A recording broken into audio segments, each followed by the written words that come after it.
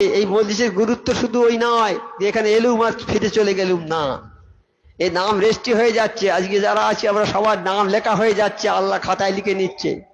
আর ফেরেশতারা এই মজলিস ঘিরে আছে, সব ঘিরে আছে। যখন ফেরেশতারা যাবে আল্লাহ জিজ্ঞেস করবে তোমরা কোথায় গিয়েছিলে ফেরেশতারা? আমার আল্লাহ সব জানে, তবু জিজ্ঞেস করবে। বলে আল্লাহ বাগমারি গিয়েছিলাম।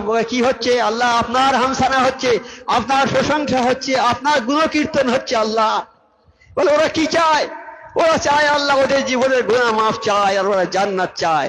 ফেরেশতারা তোমরা সাক্ষী থেকো, আমি ওদের সবাইকে জান্নাতি করে দিল, ওদের জীবনের গুনাহ মাফ করে দিল। তো আজকে ছেলে খেলা নয় এটা।